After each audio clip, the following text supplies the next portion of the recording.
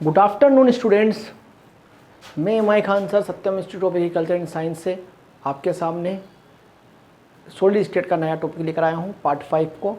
जैसा कि हम कल पढ़ रहे थे त्रिविमीय निबिड़ संकुलन, जिसमें हमने पहली परत के ऊपर दूसरी परत को रखा था, उसके बाद दूसरी परत के ऊपर तीसरी परत को रखा था, जिसमें मैंने आपको बताया था कि एक अष्टफलकीय संरचना बन चुकी थी। ठीक है, इसके अंदर मैंने आपको कंटिन्यू में एक चीज़ बताई नहीं थी, जो अभी बाकी है वो है इसके एंगल का मान 80 डिग्री होता है। ठीक है, आप चाहें तो लिख सकते हैं, मगर ये आपके आएगा नहीं। ठीक है, इसका एक मैंने उदाहरण भी बताना था आपको, वो है जिंक और मैग्नीशियम आदि। जिंक और मैग्नीशियम आदि है ना, सब इसी के अंदर ही आते हैं, जिंक और मैग्नीशियम आदि। आप ये छोटा सा पॉइंट नोट कर लो,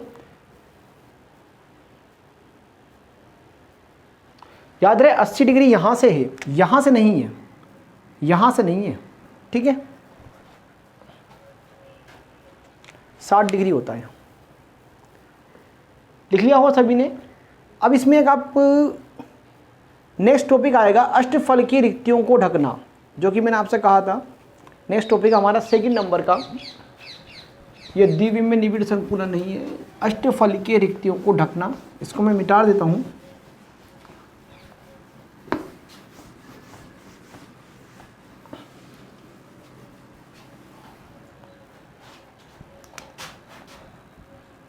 सेकंड आएगा अष्टफलकीय,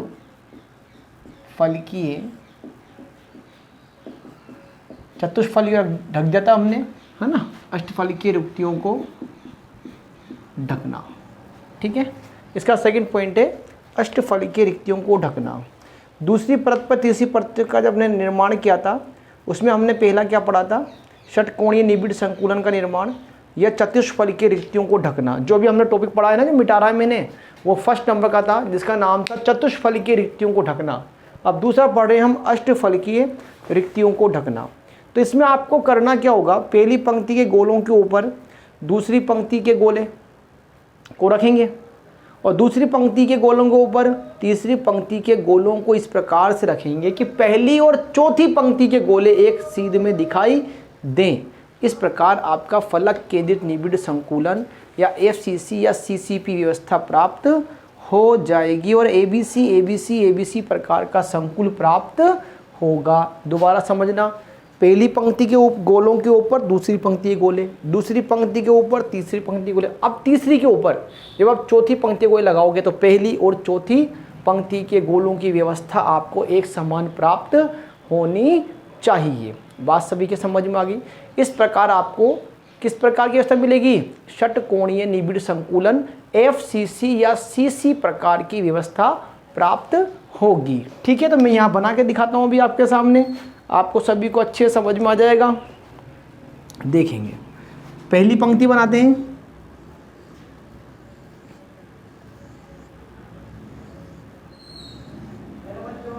ठीक है। अब सेम टू सेम पहली पंक्ति के ऊपर क्या बनाएंगे हम, चौथी पंक्ति बनाएंगे। उससे पहले हम क्या बनाएंगे, पहली के ऊपर दूसरी, दूसरी के ऊपर तीसरी। तो ये बिल्कुल सीध रखना है आपको गोलों की, तो बिल्कुल बीच वाली ये दूसरी पंक्ति। एक तो ऐसा बना दिया, बिल्कुल सेंटर में आ गया ये। ठीक है, अब दो गोले बनाते हैं, एक इधर और एक इधर। ठीक है, ऐसे ये तो A हो गया, ये B हो गया। अब इसका रिवर्स बनाएंगे, ये गोला एक इधर एक इधर। ठीक है, बात सभी के समझ में आ रही है। ये C हो गया। अब बनाएंगे हम कौन सी पंक्ति, चौथी पंक्ति। बिल्कुल सीध में लेना है इसको, है ना।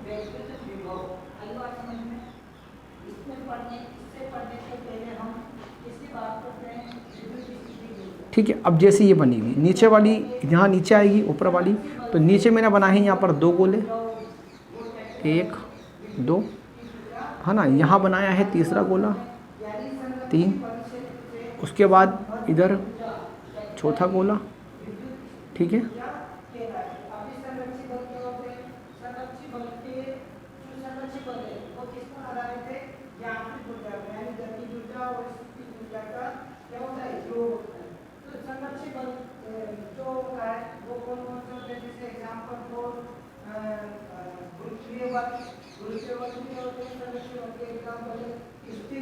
है ना, ये इसकी गैप को सही रखना, बिल्कुल मिलाना।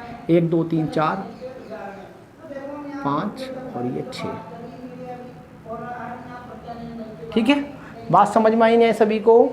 तो आपको पहली पंक्ति ए बी सी, अब ये दोनों सेम आ गया तो ये आ गया क्या ए, तो सबको आपको सेम दिखाई देगी तो AFCC मिलेगी। इसकी भी संकुलन क्षमता 74% ही होगी और इसमें 26% भाग वही रिक्त होगा और इसमें भी आपको ये चीज़ देखना है कि उप संख्या कितनी होगी, 12 की 12 ही होगी, है ना। अब आप इसमें मैंने बताया कैसे बनाएंगे, देखो फलक केंद्रीय घन है ना, ऐसे बनाना।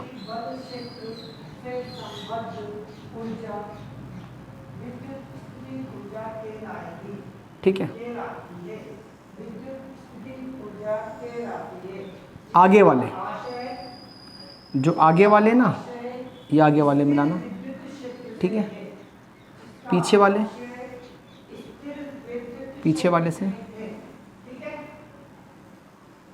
मिला दिया, इसको इससे, इसको इससे, इसको इससे, इसको इससे। दिख रहा है आपको सभी को? अब इसमें हमको क्या लिखानी है, 6 फलकें दिखानी है। तो आप 6 फलकें कैसे, देखो इसको विभाजित करेंगे, 3 फोल्ड करेंगे। ठीक है, कितने करेंगे, 3 फोल्ड में जा रहा है ये, मतलब ये जो अक्ष है ये 3 फोल्ड अक्ष है। क्या है ये, 3 फोल्ड अक्ष, जैसी बन रही हुई सेम टू सेम घूम रहा है ये। ठीक है, अब आपको इसको 6 आपको पार्ट देखना है, तो आपको पहला 2 फलक आ गई, ये पहले नंबर ए हो गई। बात समझ में आई कि नहीं आई, है ना। पहली परत में आपको 1 2, अच्छा ये भी है 3, क्लियर दिख गया आपको, क्लियर दिख गया ना। इसको मैंने 2 भागों में बांटा ना, 1 2 3 आ गया, है ना। पहली परत, सॉरी 1 सेकेंड, क्लियर नहीं दिखी मुझे, ये थोड़ा नीचे आ गई है। देखो पहली परत तो खाली कर दी, ए परत बनी रही है और ये आपकी क्या बनी, बी परत बनी है। ये कौन सी है आपकी, ये आपकी बिल्कुल बी परत, बिल्कुल सेंटर में कट रही है, सेंटर में नहीं कट रही है, नहीं कट रही सेंटर में, है ना। देखो ये ऊपर वाली तो सेम ए आएगी। ठीक है, इसको सेंटर में काटना है तो सेंटर इसके हिसाब से ये बन रहा है ना, ये सेंटर बना, ये सही है। डॉट डॉट तो यहाँ पर 1 2 3 ए बी, बी भाग हो गया, ए भाग बी भाग सी भाग ये हो जाएगा, तो इसका ये हो गया और इसका बिल्कुल सेंटर में यहाँ। कुल 6 हो गए, गिन लें आप सभी, पूरे 6 हो गए। ये A B C A same बन गया, ये वाला भाग ए भाग, नीचे वाला इसको यहाँ दिखाओ ए भाग, ये वाला भाग बी भाग, ये वाला सी भाग और ऊपर वाला ए भाग। तो पहला और चौथा भाग आपका सेम बना है, HCP या CCP या FCC प्रकार का आपका ये संकुलन बन रहा है। 3 गुणे अक्ष में प्राप्त हो रहा है, 3 फोल्ड एक्सिस बन रहा है इसका। ठीक है, तो लिखना इसमें, इस प्रकार की व्यवस्था में दूसरी पंक्ति के गोलों के ऊपर तीसरी पंक्ति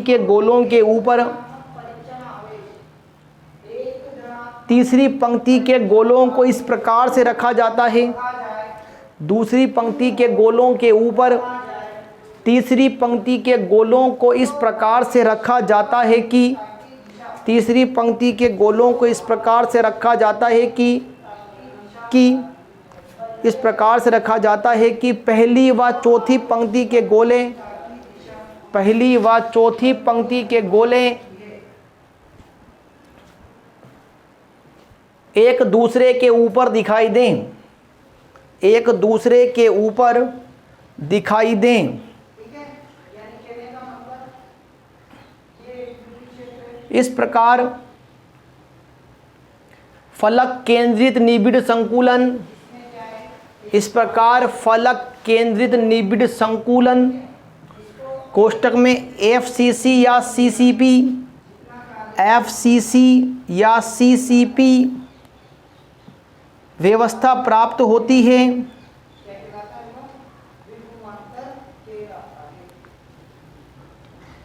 जिसकी संकुलन क्षमता 74% होती है, जिसकी संकुलन क्षमता 74% होती है। इसमें 26% भाग रिक्त रहता है, इसमें 26% भाग रिक्त रहता है।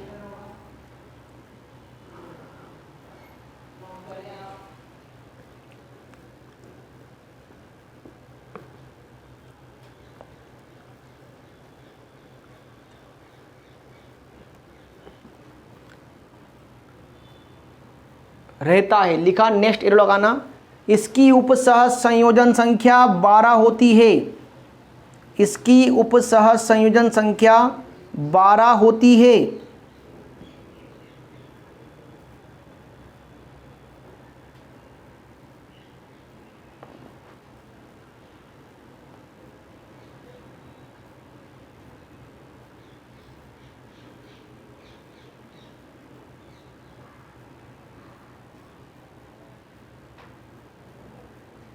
इसको बना ले, सभी डायग्राम को, सभी डायग्राम बना ले अच्छे से।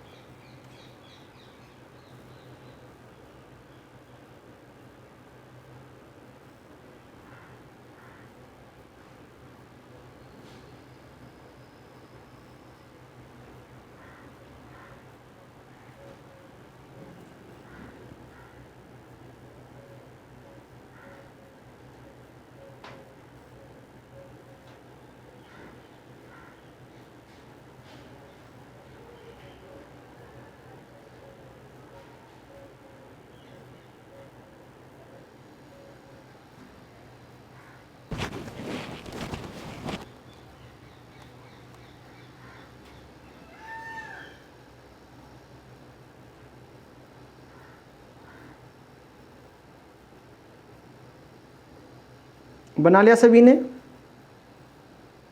जल्दी बनाएं।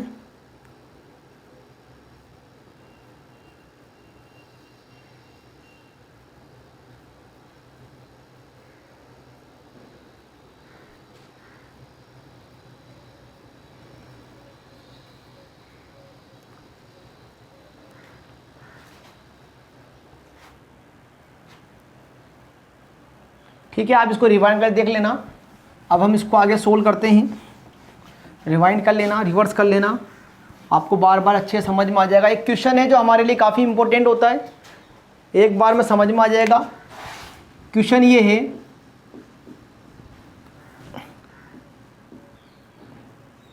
अष्टफलकीय रिक्ति की त्रिज्या स्मॉल आर है तथा गोलों की त्रिज्या कैपिटल आर है, कैपिटल आर है। तो सिद्ध कीजिए कि स्मॉल आर बटा कैपिटल आर बराबर 0.414, 0.414। यह आपको सिद्ध करना है।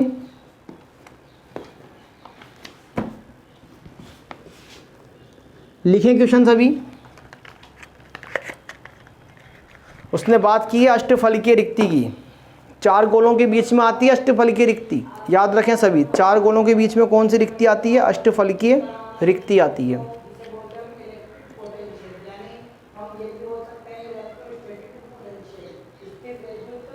क्वेश्चन लिखें जल्दी से, चलें आगे। देखो बड़ा ही सिंपल है और आपको मैं इसको एक बार में समझा भी दूंगा और एक बार में आपको ये समझ में भी आ जाएगा। देखो यहाँ बनाते हैं इस चीज़ को। पहले तो वो कह रहा है अष्टफलकीय रिक्ति क्या होती है, मैंने बताया चार गोलों के बीच में होती है। तो ये अपने चार गोले बना दिए। तो ये जो रिक्ति आई है, ये रिक्ति कौन सी है? अष्टफलकीय रिक्ति है ना। ये इस गोले का केंद्र है, इस गोले का केंद्र है, इस गोले का केंद्र है, इस गोले का केंद्र है।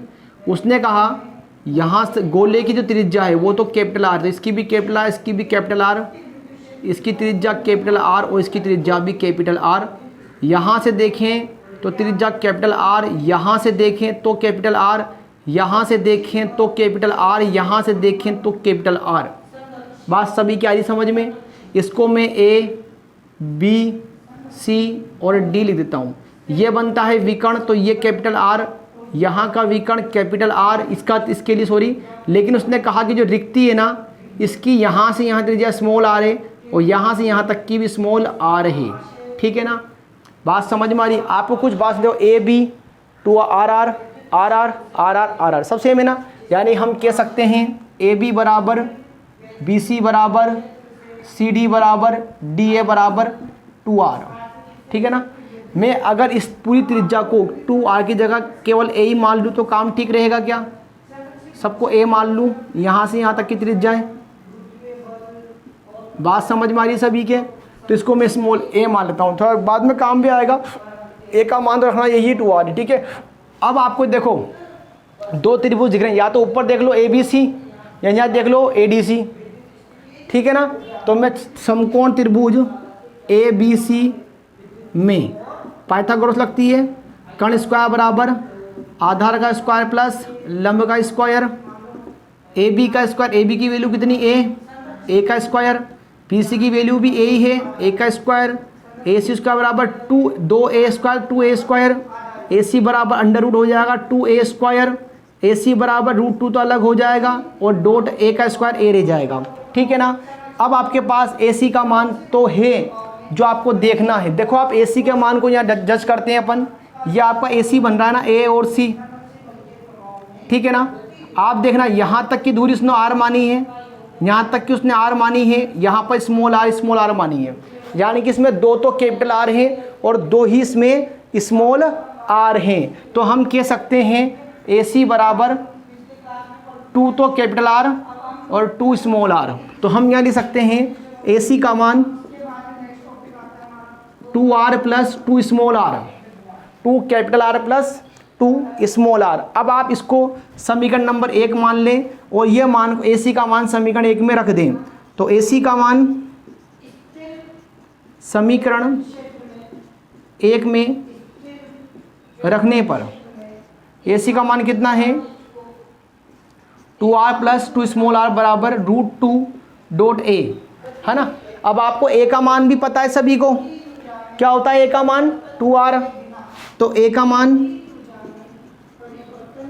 रखने पर 2r plus 2 small r is equal to √2 dot 2r, है ना। बात सभी के समझ में आ रही है। अब इसमें कॉमन क्या आ रहा है, आप सभी देख रहे हैं इसमें 2 कॉमन आ रहा है, लेकिन आप कॉमन लेने से अच्छा है कि आप पूरे में ही रूट के 2r का भाग दे दें। तो समीकरण नंबर जो हमारी 2 आई है, समीकरण 2 में 2r का भाग देने पर, सर चेक करो इसमें दिख रहा है बच्चों को, दिख रहा है सभी को? चलो ठीक है। तो 2r का भाग देते हैं। मैं थोड़ा यहाँ एक लाइन लिखाने के बाद इधर आ जाऊंगा, ठीक है ना। तो 2r बटा 2r स्मॉल 2r बटा capital 2r is equal to √2 dot 2r बटा 2r। बात सभी के समझ में आ गई है। अब आपको क्लियर बात है, 2r से 2r कटता हुआ दिख रहा है इधर से और इधर से। तो जो बच गया है, क्या बचा है 2r बटा, यहाँ भी आपको कुछ कट रहा है 2 से 2, ये काट देता हूँ, है ना, r बटा कैपिटल R। और क्या बचा है इधर, अच्छा यहाँ तो आपका एक बचा है, बस एक बार कटा ना ये। तो 1 प्लस स्मॉल r बटा कैपिटल R बराबर √2। अब √2 का मान सभी को पता है, √2 का मान रखने पर क्या होता है 1.414। ये एक को इधर लाओगे प्लस का किसमें आएगा, माइनस में। तो 1 माइनस 1.414 माइनस 1 कितना बचेगा, एक में से एक गया 0 बचा ना, तो 0.414 हैंस प्रूव सिद्ध हो गया। इति सिद्धम। सभी के समझ में आ गया। एक बार और देख लेना। चार गोलों के बीच में अष्टफल की रिक्ति बनती है। सबकी त्रिज्या इसने बोला कि कैपिटल आर मानना, लेकिन रिक्ति त्रिज्या आपको स्मॉल आर माननी है, मान लिया, ठीक है। सबके केंद्र को मिलाया तो एक वर्ग बन जाता है। आर आर आर सबकी त्रिज्या गिन ली है। फिर हमने क्या देखा कि हमने A B B C C D D A सबका आर आर ही है। 2 आर इधर, 2 आर इधर, 2 आर 2 आर, तो अपन ने क्या बताया 2 आर होता है। इस पूरे को मैंने ए मान लिया थोड़ा इजी करने के लिए। एक त्रिभुज मान लिया, समकोण त्रिभुज है ए बी सी, पाइथागोरस लगेगी। ए सी स्क्वायर बराबर कर्ण का स्क्वायर बराबर A B square plus B C square. सबको मैंने ए तो माना था, ए का स्क्वायर कर दिया, ये करके यहाँ पर √2a आ गया। अब ए सी का मान क्या होता है, इसको मैंने बाहर निकाल दिया कर्ण को, तो 2 आर दिख रहे हैं, 2 स्मॉल आर दिख रहे हैं, 2 आर प्लस 2 आर हो गया, ठीक है ना। ये आपको ए सी का मान यहाँ दिख गया। आ रही बात सभी के समझ में। उसके बाद मान रख के यहाँ पर √2a हो गया। ए का मान निकाल रखा है, 2 आर कर लिया। अब क्योंकि कुछ कटने में दिक्कत आए, इससे अच्छा 2 आर सब दूर दिख रहा है, इस टर्म्स में 2 आर दिख रहा है, इस टर्म्स में 2 आर दिख रहा है, तो 2 आर का भाग लगा दिया, 2 आर से 2 आर कट गया, 2 से 2 कट गया, 2 आर से 2 आर कट गया, ये बच गया। √2 का मान क्या होता है 1.414, 1 यहाँ है सही, इस 1 को यहाँ ले गए माइनस में जाएगा तो 0.414। यही तो हमें प्रूफ करना था। इसी सिद्धम लिख लें सभी, जल्दी लिखें।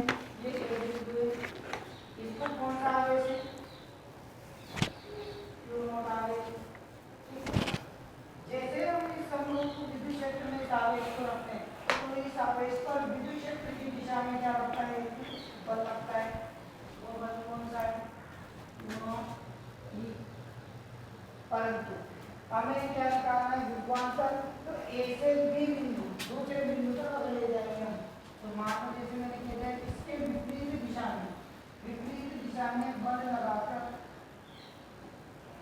विपरीत दिशा में बल लगाकर बी बिंदु तक विस्थापित किया जाए, तो किया गया तो क्या होगा, क्वेश्चन सुन लेना। अष्टफलकीय रिक्ति है, ये जो लिख रहा है ना ये अष्टफलकीय रिक्ति है, ठीक है, अष्टफलकीय रिक्ति।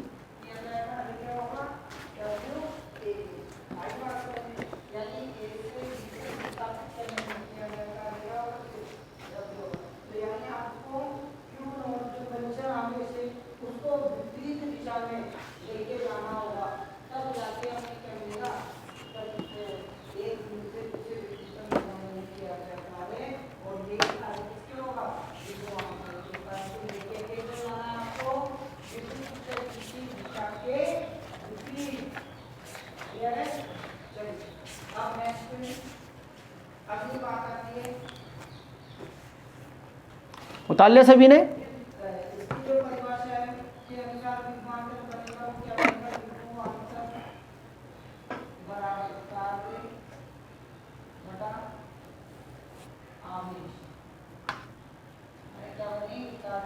अब देखो, अब इसको आप रिवाइंड कर देना। मैंने काफ़ी टाइम दे दिया है, रिवाइंड करने के लिए भी आपको काफ़ी मौका मिलेगा। इसको वापस रिवाइंड करके देख लेना। हम नेक्स्ट टॉपिक पढ़ेंगे, क्या बोल रहे हैं, हाँ टॉपिक डालेंगे अवयवी कणों, सॉरी आपका टॉपिक अवयवी कणों की संख्या ज्ञात करना है ना। हाँ तो टॉपिक डालने आप सभी, एकक कोष्टिका में अवयवी कणों की संख्या ज्ञात करना। एकक, थोड़ा नीचे लिख रहा हूँ मैं, क्लियर नहीं। एकक या मात्रक आप सब जानते हैं, आजकल एकक लिखते हैं अपन। कोष्टिका में अवयवी कणों की संख्या ज्ञात करना। अब आप जानते हैं एकक कोष्टिका आपके 4 प्रकार की होती है, BCC, FCC, SCC और ECC, जो मैंने आपको बताया था। उनमें हमें अवयवी कणों की संख्या ज्ञात करनी है कि कितने इनमें अवयवी कण होते हैं। तो हमारे सिलेबस में तो केवल अभी 3 ही है, एक तो SCC है सरल वाली है, एक घनीय वाली, और एक FCC, CCP और HCP। तीनों में सेम ही आंसर आता है, तो एक वो वाली है हमारे पास, ठीक है ना। तो आप संख्या ज्ञात करने के लिए आपको केवल 3 बात ध्यान रखना है। कौन सी, देखो मात्र एकक कोष्टिका सब जानते हैं कैसी होती है, ऐसी होती है ना, घनीय होती है ना। घन में 8 कोने होते हैं, 6 फलक होता है, केंद्र होता है, ये 8 कोने होते हैं, 6 फलक होते हैं, एक केंद्र होता है, पता ही सभी को है ना। तो ये घने वाली एकक कोष्टिका होती है। 3 बातें देखना आपको इसमें। सबसे पहली बात तो किसी जो एकक कोष्टिका होती है उसमें 8 कोने होते हैं, तो प्रत्येक कोना कितना भाग घेरेगा? 8 कोनों के हिसाब से प्रत्येक कोना 1/8। ठीक है। फलक की बात करें तो बिल्कुल बीच में है, जब आप उसको काटोगे बीच में से तो प्रत्येक उस फलक का आधा भाग लेके जाएगा 1/2। और काय तो बीच में होता है, तो वो तो एक का एक ही अवयवी कण होगा। ठीक है ना। तो आप इसमें मैं लिखा रहा हूँ, आप पहले जनरल लिखना है इसके अंदर। किसी एकक कोष्टिका में अवयवी कणों की संख्या ज्ञात करने के लिए, किसी एकक कोष्टिका में अवयवी कणों की संख्या ज्ञात करने के लिए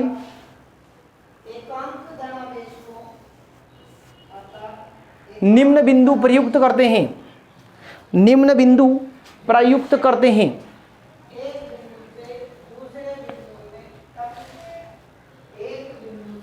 नंबर 1 पहला लिखेंगे, एकक कोष्टिका में 8 कोने होते हैं। एकक कोष्टिका में 8 कोने होते हैं तथा प्रत्येक कोना 1/8 भाग से घिरा होता है। तथा प्रत्येक कोना 1/8 भाग से घिरा होता है।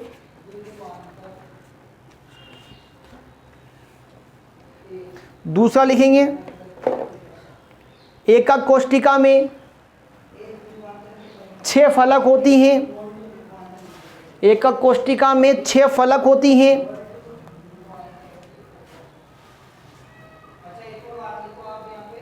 तथा अवयवी कण फलकों के ठीक मध्य में होते हैं। तथा अवयवी कण फलकों के ठीक मध्य में होते हैं। अतः प्रत्येक कण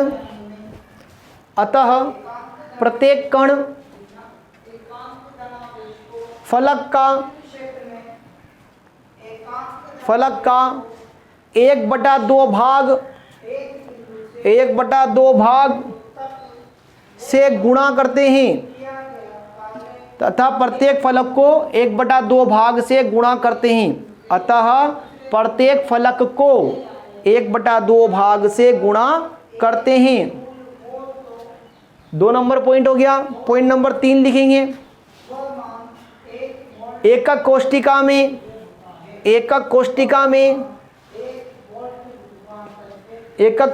में केवल एक काय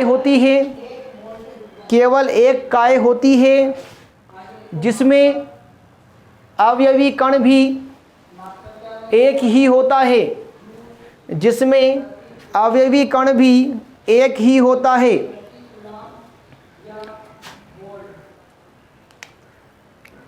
इसमें हम पहला पढ़ेंगे। देखो अब टॉपिक सरल घनीय, ये बहुत इंपॉर्टेंट टॉपिक है। एकक कोष्टिका में अवयवी कणों की संख्या। देखो सरल है ना, तो सिंपल सी बात है, सरल में तो केवल 8 ही कोने होते हैं, फलक तो होती है ही नहीं। 8 कोने में आपको 8 जो है अवयवी कण लगा देना है। ठीक है ना। तो क्या लिखना है यहाँ पर, सरल घनीय एकक कोष्टिका में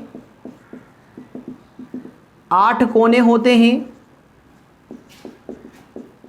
होते हैं तथा प्रत्येक कोने पर 8 अवयवी कण विद्यमान होते हैं,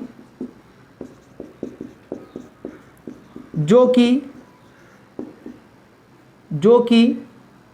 1/भाग स्थान घेरते हैं। तो अवयवी कणों की संख्या बराबर 1/8 इंटू 8। 1/8 इंटू 8, तो 8 तो क्या है, कोने हैं, और 1/8 प्रत्येक भाग घेर रहा है ना, साफ दिख रहा ना ये। 8 इंटू 1/8 लिख दो। 8 तो क्या है, कोने हैं, और 1/8 भाग घेर रहा है, तो आंसर कितना आएगा, एक बार कटेगा तो 1 एकम 1। तो एकक घनीय कोष्टिका में अवयवी कण कितने होते हैं, एक परमाणु लिख दो, चाहे अवयवी कण लिख दो, ठीक है ना। उतार लें इसको जल्दी से।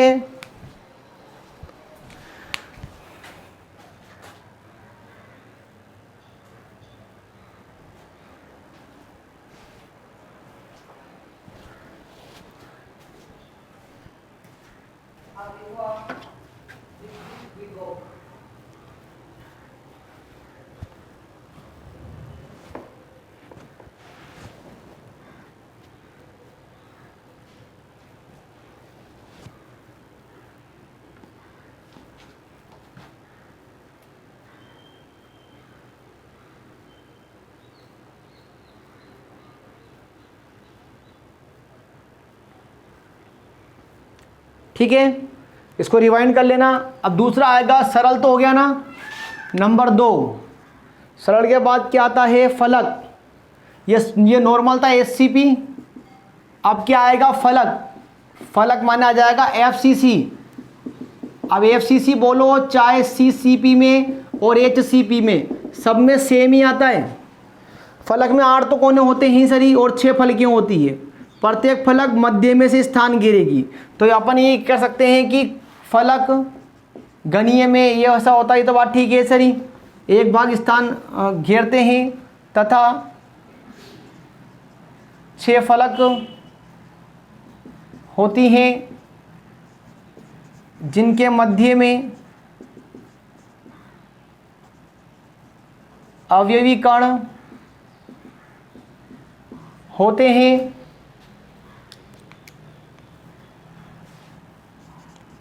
प्रत्येक अवयवी कण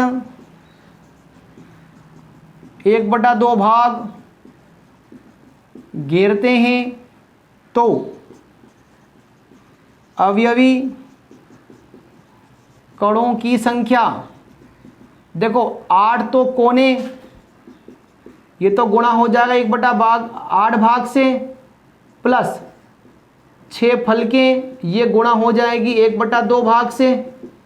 तो 8 तो कट गया एक बार, 6 कट गया 3 बार, तो 1 एकम 1 प्लस 3 एकम 3, तो आएगा आपके 4 परमाणु या अवयवी कण। समझ में आई बात, लिख लें इसको भी। केवल इतना ही अंतर है, केवल इतना ही अंतर है कि विभवांतर में विद्युत क्षेत्र में स्थित दो बिंदुओं के बीच किए गए कार्य, जल्दी लिखें, इसको आप रिवाइंड करके देख सकते हैं। चलें, इसके बाद हमारा नंबर 3 आता है, आप रिवाइज करते रहना। काय माने क्या होता है, BCC, ठीक है ना। तो यहाँ वही बात लिखेंगे, काय में तो वो पुरानी बात रहेगी सर, बस काय में क्या होता है, यहाँ 6 लगा हुआ है ना, तो वहाँ सिर्फ 1 काय होती है। तो बाकी सब बात तो सेम है, बस यहाँ आपको लिखना है तथा इसमें एक अवयवी कण काय केंद्रित होता है। तो अवयवी कणों की संख्या, तो 8 तो कोने हैं ही सरी, इंटू 1/8 भाग ये घेर ही रहा है, प्लस 1 आपके पास क्या है, काय। तो 8 एकम तो 8 हो ही रहा है, 1 एकम 1 हो गया, प्लस 1 ये हो गया, तो 1 और 1 2, तो इसका कितना आंसर आ रहा है, 2 परमाणु। तो ये आपके इंपॉर्टेंट टॉपिक था जो आप सभी को अच्छे समझ में आ गया है। इसको भी आप नोट कर लें और बार बार अच्छे से रिवाइंड करके देखते रहें। इसको उतार लें आप सभी। इसी के साथ हमारा अवयवी कणों की संख्या वाला जो टॉपिक है वो 100% पूर्ण खत्म हो जाता है। कल हम लोग संकुलन क्षमता या दक्षता को पढ़ेंगे, जो कि हमारा पार्ट 6 के अंदर होगा, जिसमें हम सरल, घनीय निकाय, फलक केंद्रित और काय केंद्रित की संकुलन क्षमता को निकालेंगे कि कितना उसमें पैकेज कर सकते हैं और कितना भाग उसमें रिक्त रहेगा। इसी के साथ आज का टॉपिक ख़त्म होता है। Thank you very much. आप सभी से मैं हमेशा कहता हूँ चैनल को सब्सक्राइब जरूर करें। जितना आप सब्सक्राइब करोगे उतना अच्छे से अच्छे लोग इसको देखेंगे और इस फ्री कोचिंग का उनको काफ़ी बेनिफिट मिलता रहेगा। Thank you very much.